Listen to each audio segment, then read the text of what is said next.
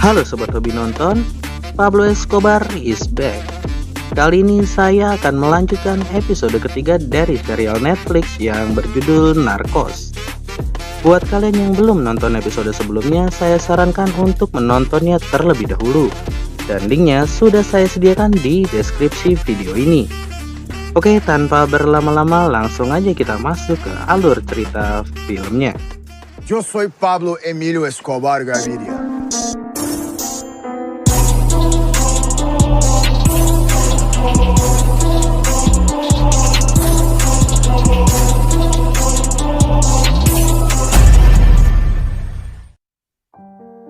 Murphy kemudian memberitahu agen Pena tentang teror yang terjadi di apartemennya.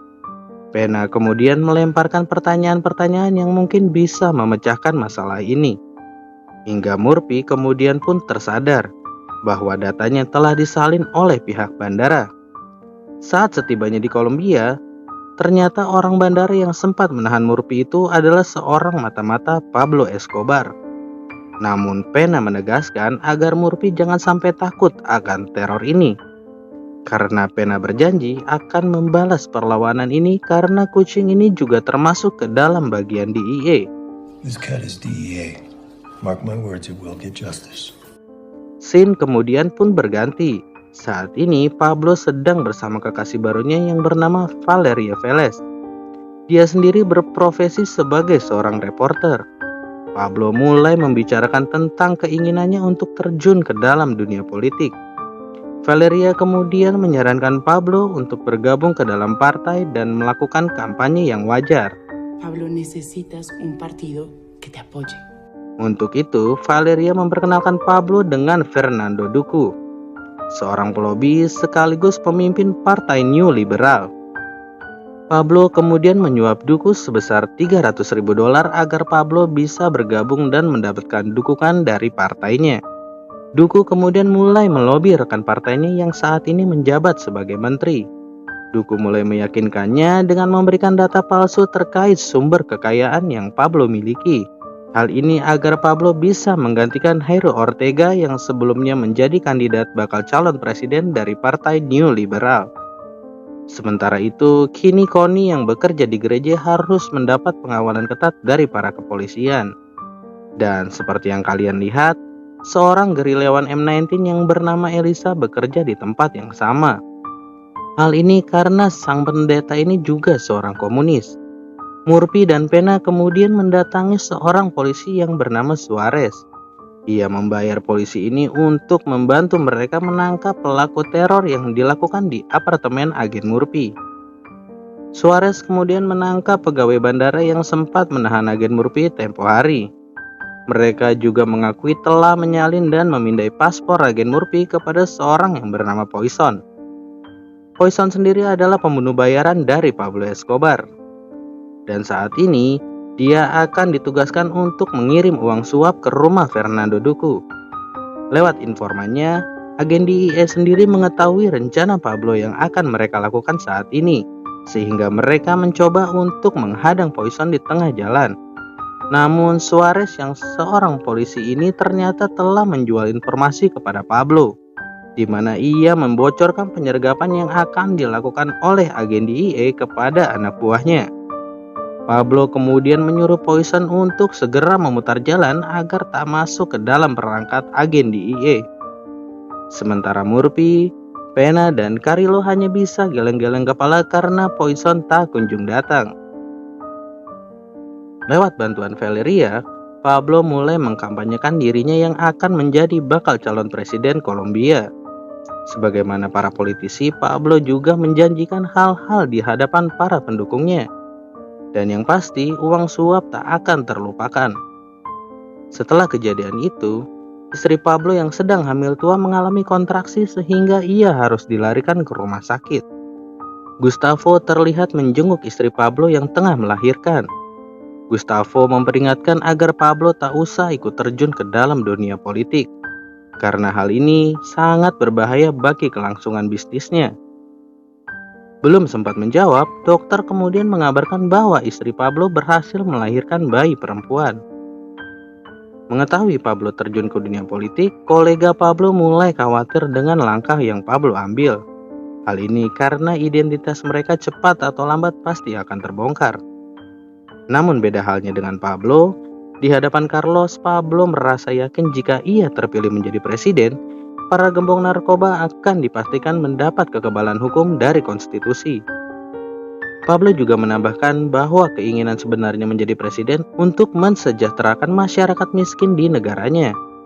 Di hari berikutnya, Pablo mulai mengkampanyekan dirinya dengan memilih kawasan masyarakat miskin yang menempatkan posisinya untuk berpihak kepada masyarakat menengah ke bawah, dengan bertujuan melawan oligarki.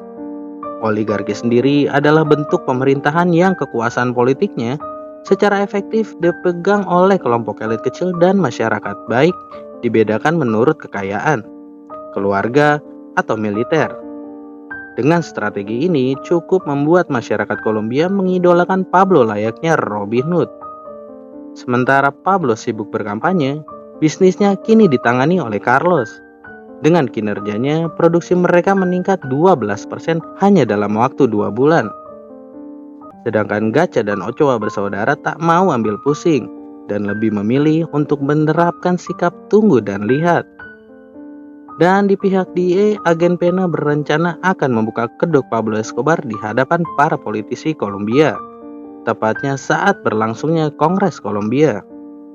Sehingga Pablo akan mendapatkan rasa malu yang akan membuatnya mengundurkan dirinya sendiri. Namun sebelum itu, agen Murphy dan Pena memerlukan sebuah bukti.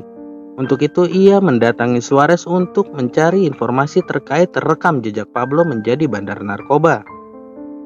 Suarez memberitahukan pada tahun 1976, Pablo pernah ditangkap atas tuduhan pengedaran, sehingga mereka mendatangi pihak kepolisian yang bertanggung jawab menangani kasus ini.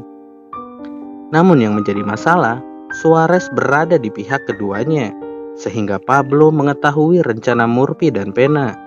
Untuk itu, Pablo menyuruh anak buahnya untuk membunuh orang-orang yang berkaitan dengan pengarsipan kasusnya di masa lalu. Dengan kejadian ini, maka Pena dan Murphy tersadar untuk mencari bukti sendiri tanpa memerlukan bantuan dari Suarez. Mereka lalu mencari fotografer yang mengambil foto penangkapan Pablo. Mereka akhirnya bisa mendapatkan salinan foto dan bukti penangkapan Pablo Escobar tahun lalu. DEA kemudian memberikan bukti ini kepada Menteri Keadilan Kolombia untuk mengungkap kedok Pablo saat Kongres Kenegaraan dilaksanakan. Saat musim pencoblosan, kandidat Partai New Liberal mendapat suara mayoritas dari masyarakat Kolombia, yang mana kemungkinan kemenangan Pablo sudah di depan mata. Dengan kepercayaan diri inilah Pablo mendatangi Kongres Kenegaraan untuk mengikuti Kongres Pemilu. Namun kepercayaan diri Pablo mulai berubah menjadi rasa malu yang mendalam, terutama saat Rodrigo Lara, Menteri Keadilan Kolombia, membuka kedok Pablo Escobar di depan anggota Kongres. Hal ini tentu membuat Pablo sangat marah atas perlakuan Lara kepadanya. Melalui jumpa pers, Pablo bersama pengacaranya menggugat Lara atas tuduhan pencemaran nama baik. Keberadaan Lara perlu diocengi jempol, karena ia juga melaporkan para sindikat narkoba yang bekerja sama dengan Pablo. Dia mengungkapkan bahwa 6 dari 9 klub bola di Kolombia dimiliki oleh para gembong narkoba. Gacha pun dipaksa untuk menyerahkan kepemilikan atas timnya yang bernama The Millionaires kepada negara. Lara juga menarik izin penerbangan atas 57 pesawat milik Ochoa. Dia bahkan juga mendenda Pablo atas impor ilegal gajah dan unta dari Afrika. Dengan tindakan satu pria pemberani ini, Pablo menyadari bahwa mimpinya menjadi presiden telah sirna. Semenjak itulah Rodrigo Lara menjadi figur politik terpenting di Kolombia. Keberanian Lara inilah yang menjadi orang yang paling dicari sekarang di negaranya. Dan demi keamanannya, Lara dipindahkan ke Cekoslovakia yang dijadwalkan pada 2 minggu ke depan. Untuk itu, agen Murphy menawarkan agar Lara menggunakan rompi selama perjalanan. Namun sikap ini tak direspon dengan baik. Lara merasa bahwa agen DEA tak perlu ikut campur untuk mengamankannya, karena ia yakin kepolisian Kolombia mampu melakukan tugas ini. Di malam harinya, Pablo tampak sedih karena mimpinya telah pupus. Ia pun dihibur oleh istrinya dan juga Gustavo. Gustavo menyarankan agar Pablo lebih fokus terhadap keluarga dan bisnisnya saja. Dan yang terpenting meninggalkan mimpinya menjadi seorang presiden. Namun setelah Pablo dipermalukan di depan umum, tentunya Pablo tak tinggal diam. Di pagi harinya dia mengatakan kepada publik bahwa perlakuan Lara dan koloninya adalah sebuah kebohongan. Pablo menegaskan bahwa ia akan tetap maju menjadi wakil rakyat Kolombia dan tak akan pernah menyerah untuk mewujudkan mimpi baiknya demi kemajuan bagi masyarakat miskin di Kolombia. Namun di saat yang bersamaan, ternyata Pablo menyuruh anak buahnya untuk menghabisi Lara saat dalam perjalanan menuju Cekoslovakia. Dan episode ketiga pun bersambung. Terima kasih buat kalian yang sudah menonton video ini sampai selesai. Gimana kelanjutannya untuk episode keempat? Sampai jumpa di episode selanjutnya. Salam hobi nonton. Yo soy Pablo Emilio Escobar Gaviria.